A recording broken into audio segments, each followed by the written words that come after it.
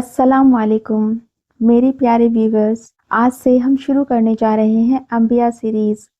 یہ کوئی عام کہانیاں نہیں ہیں، یہ ان ہستیوں کی زندگیاں ہیں جنہیں اللہ نے انسانیت کی رہنمائی کے لیے چنا، جن کی ہر آزمائش ہمارے لیے ایک سبق ہے، جہاں ہر قصہ ہمیں اللہ سے جوڑتا ہے اور ہر امتحان ہمیں سچا انسان بناتا ہے۔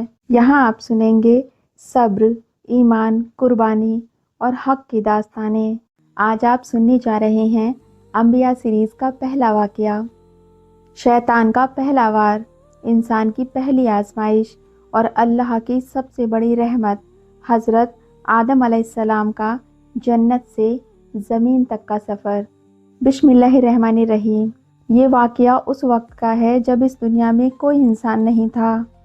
یہ وہ لمحہ ہے جب اللہ تعالیٰ نے اپنی قدرت اور اپنے علم کا ایک ایسا اظہار کیا جس نے فرشتوں کو بھی سوچ میں ڈال دیا۔ یہ قصہ ہے اس وقت کا جب نہ زمین آباد تھی اور نہ آسمانوں میں انسانی دعائیں گونجتی تھیں، بلکہ ہر طرف اللہ کی تسبیح تھی جو فرشتوں کی زبان سے نکل کر عرش تک پہنچتی تھی۔ فرشتے اللہ کی ایسی مخلوق تھے جو نہ گناہ جانتے تھے، نہ نافرمانی اور نہ ہی اپنی مرضی سے کچھ کرنے کا اختیار رکھتے تھے۔ اسی مقدس ماحول میں اللہ تعالیٰ نے فرشتوں سے وہ بات فرمائی جس نے کائنات کی سمت بدل دی۔ اللہ نے فرمایا کہ وہ زمین میں اپنا ایک نائب بنانے والا ہے، یعنی ایک ایسی مخلوق جو اللہ کے احکام کو سمجھے، انہیں مانے اور زمین پر ان کی امانت اٹھائے۔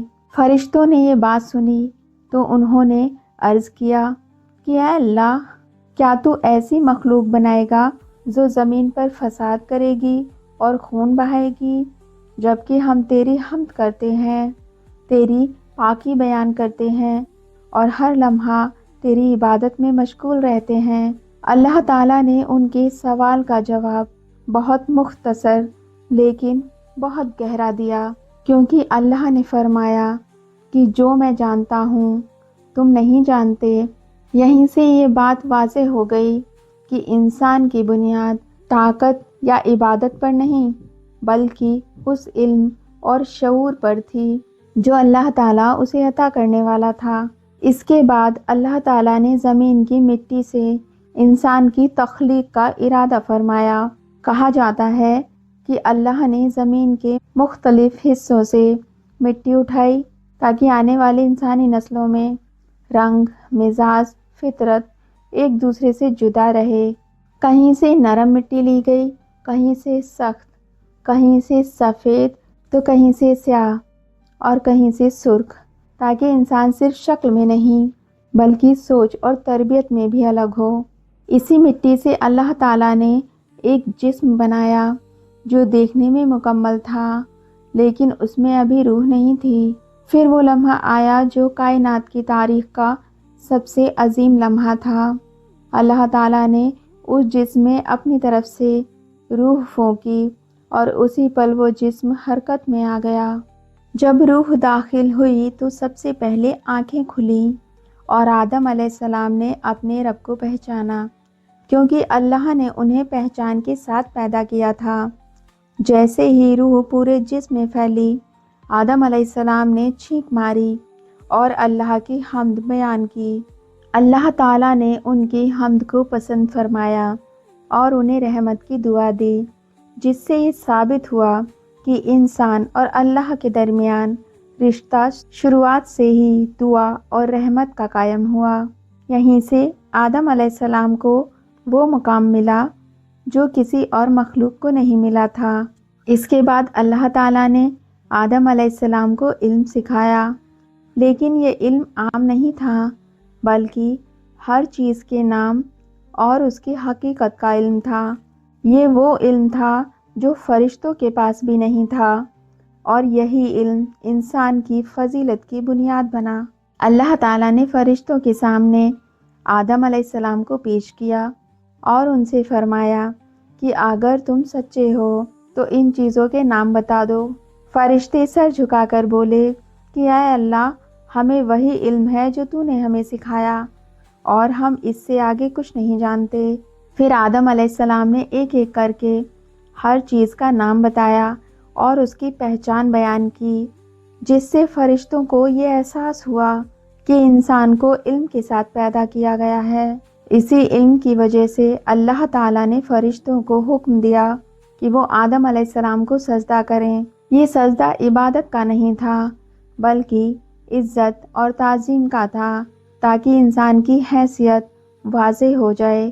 فرشتوں نے اللہ کے حکم پر فوراً سجدہ کیا اور آدم علیہ السلام کی فضیلت کو تسلیم کیا۔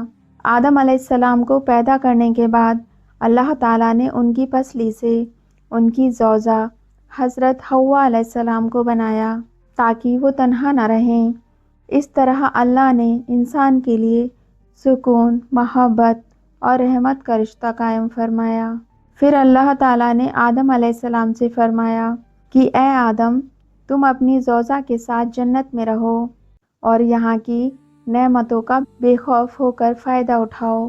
جنت کوئی عام جگہ نہیں تھی، بلکہ وہ مقام تھا جہاں نہ تھکان تھی، نہ بھوک تھی، نہ پیاس تھی، اور نہ ہی کسی قسم کا ڈر موجود تھا۔ وہاں ہر طرف ایسی روشنی تھی جسے انسانی زبان بیاں نہیں کر سکتی، کیونکہ جنت کی ہر نعمت انسان کی سوچ سے کہیں زیادہ خوبصورت اور مکمل تھی۔ اللہ تعالیٰ نے آدم علیہ السلام کو جنت میں داخل کرتے ہوئے یہ احساس دلایا کہ یہ سب ان کی زندگی کا امتحان نہیں، بلکہ رحمت کا اظہار ہے۔ حضرت حوا علیہ السلام کی تخلیق آدم علیہ السلام کے لیے رحمت تھی، کیونکہ انسان کو صرف علم ہی نہیں بلکہ ساتھی کی بھی ضرورت ہوتی ہے۔ جب آدم علیہ السلام نے انہیں دیکھا تو ان کے دل میں اپناپن پیدا ہوا، کیونکہ اللہ نے دونوں کے درمیان محبت اور رحمت رکھ دی تھی۔ اللہ تعالیٰ نے ان سے فرمایا کہ جنت میں جو چاہو کھاؤ، جہاں چاہو جاؤ، اور جس نعمت سے دل چاہے فائدہ اٹھاؤ، کیونکہ یہاں کسی قسم کی کمی نہیں ہے۔ لیکن اسی آزادی کے ساتھ اللہ نے ایک حد بھی مقرر کر دی تھی، تاکہ انسان کو یہ سکھایا جا سکے کہ آزادی بنا حد کے نہیں ہوتی۔ اللہ تعالیٰ نے بہت صاف اور واضح الفاظ میں فرمایا کہ جنت میں ایک خاص درخت ہے جس کے قریب جانا یا اس کا پھل کھانا تم دونوں کے لیے منع ہے۔ یہ منع کرنا کسی سختی کی وجہ سے نہیں تھا، بلکہ انسان کو حکم ماننا اور صبر کا مطلب سمجھانے کے لیے تھا۔ آدم علیہ السلام اور حوا علیہ السلام جنت کی نعمتوں میں رہتے ہوئے اللہ کے قریب تھے اور ہر لمحہ ان کی رحمت کو محسوس کرتے تھے۔ ان کی زندگی میں نہ کوئی دھوکہ تھا، نہ کوئی چال، اور نہ ہی کوئی ڈر، کیونکہ جنت امن کی جگہ ہے۔ یہ انسان اور اس کے رب کے درمیان سیدھی گفتگو کا دور تھا۔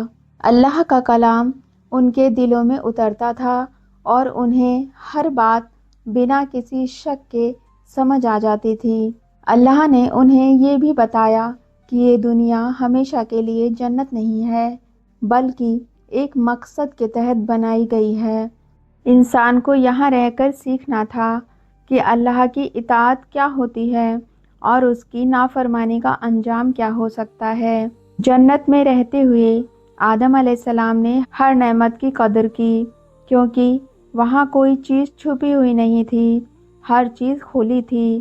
وہاں ہر پھل بنا محنت کے ملتا تھا اور ہر سایہ بنا دھوپ کے سکون دیتا تھا۔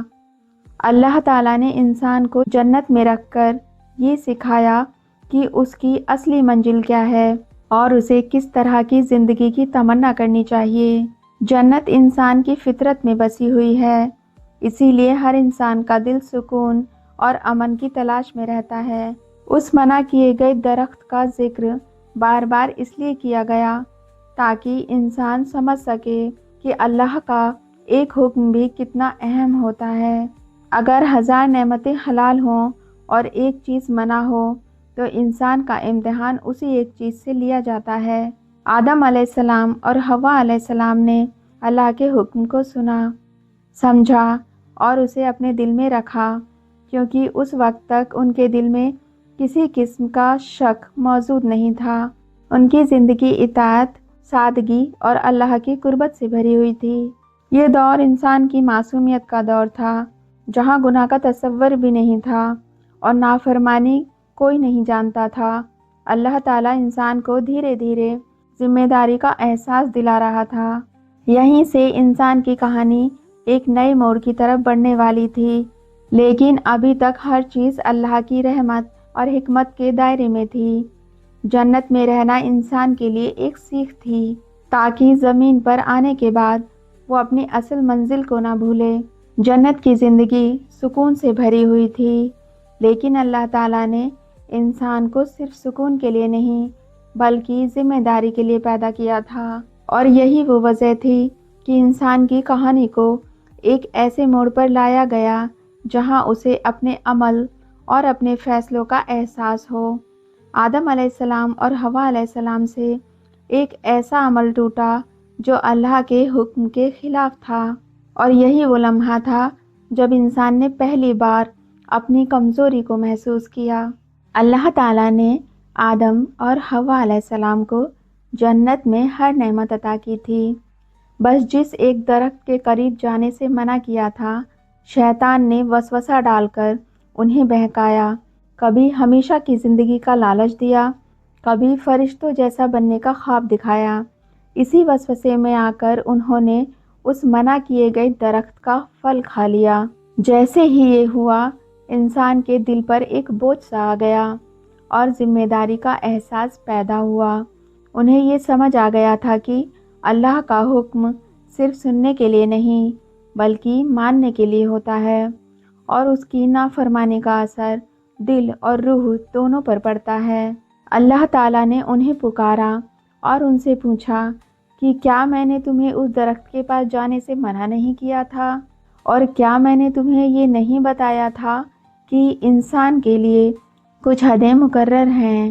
آدم علیہ السلام اور حوا علیہ السلام نے کوئی بہانہ نہیں بنایا، نہ ہی اپنے عمل کا الزام کسی اور پر ڈالا، بلکہ انہوں نے اپنی غلطی کو مانا اور اپنے رب کے سامنے جھک گئے۔ یہی وہ لمحہ تھا جب انسان نے پہلی بار توبہ کا مطلب سیکھا۔ انہوں نے اللہ سے عرض کیا کہ اے ہمارے رب، ہم نے اپنی جانوں پر ظلم کیا ہے، اور اگر تو ہمیں معاف نہ کرے گا اور ہم پر رحم نہ کرے گا تو ہم نقصان اٹھانے والوں میں سے ہو جائیں گے۔ یہ الفاظ صرف دعا نہیں تھے بلکہ انسان کی طرف سے اپنے رب کے سامنے غلطی کا اظہار تھے۔ اللہ تعالیٰ نے ان کی توبہ کو قبول فرمایا۔ اس سے انسان کو یہ سبق ملا کہ غلطی انسان سے ہو سکتی ہے، لیکن اللہ کی طرف لوٹ آنا ہی انسان کی اصلی پہچان ہے۔ اس کے بعد اللہ تعالیٰ نے فرمایا کہ اب تمہیں زمین کی طرف اترنا ہوگا، کیونکہ زمین ہی وہ جگہ ہے جہاں انسان کو اپنی زندگی گزارنی ہے اور اپنے عمل سے اپنا مقام طے کرنا ہے۔ انسان کو زمین پر بھیجنا سزا نہیں تھی بلکہ ایک مقصد کے تحت تھا، تاکہ انسان اپنی ذمہ داری کو سمجھ سکے۔ اللہ تعالیٰ نے صاف فرمایا کہ زمین پر تمہیں ایک وقت تک رہنا ہے، وہاں تمہیں روزی ملے گی، وہاں تم امتحان میں ڈالے جاؤ گے اور وہیں سے تمہیں دوبارہ اٹھایا جائے گا۔ یعنی زمین انسان کا قید خانہ نہیں بلکہ اس کا امتحان گاہ ہے۔ آدم علیہ السلام جنت کو چھوڑتے ہوئے اداس ضرور تھے، لیکن مایوس نہیں تھے، کیونکہ ان کے دل میں یہ یقین تھا کہ ان کا رب رحم کرنے والا ہے۔ انہوں نے یہ سمجھ لیا تھا کہ اصلی کامیابی جنت میں رہنا نہیں بلکہ جنت کو دوبارہ حاصل کرنا ہے۔ زمین پر آتے ہی انسان نے محنت کا مطلب سیکھا، کیونکہ اب ہر چیز بنا کسی کوشش کے نہیں ملنے والی تھی۔ اب پسینہ بہانا تھا، صبر کرنا تھا اور اللہ پر بھروسہ رکھنا تھا۔ آدم علیہ السلام زمین پر پہلے انسان اور پہلے نبی تھے، اور انہیں انسانیت کی بنیاد رکھنی تھی۔ انہوں نے اپنی اولاد کو اللہ کی پہچان سکھائی اور یہ بتایا کہ زندگی کا مقصد صرف جینا نہیں بلکہ اللہ کی اطاعت کرنا ہے۔ اس واقعے نے ہمیں سکھایا کہ اللہ کی رحمت ہمیشہ قریب رہتی ہے، لیکن اس کے حکم کی اہمیت کبھی کم نہیں ہوتی۔ انسان گر سکتا ہے، لیکن اگر وہ توبہ کر لے تو اللہ اسے پھر سے اٹھا لیتا ہے۔ جنت سے زمین تک کا یہ سفر دراصل انسان کی تربیت کا سفر ہے، جہاں اسے سکھایا گیا کہ آزادی، ذمہ داری اور رحمت تینوں ساتھ ساتھ چلتے ہیں۔ یہی وجہ ہے کہ ہر انسان کے دل میں جنت کی یاد اور اللہ کی طرف لوٹنے کی خواہش موجود رہتی ہے۔ آدم علیہ السلام کا یہ واقعہ ہمیں سکھاتا ہے کہ اللہ سے رشتہ کبھی ٹوٹتا نہیں، بس انسان کبھی کبھی اسے بھول جاتا ہے۔ اگر آپ انبیاء سیریز کی سچی داستانیں آگے بھی سننا چاہتے ہیں تو چینل کو ابھی سبسکرائب کریں، اسلامک سٹوری اوشن، اور اس علم کا حصہ بنیں۔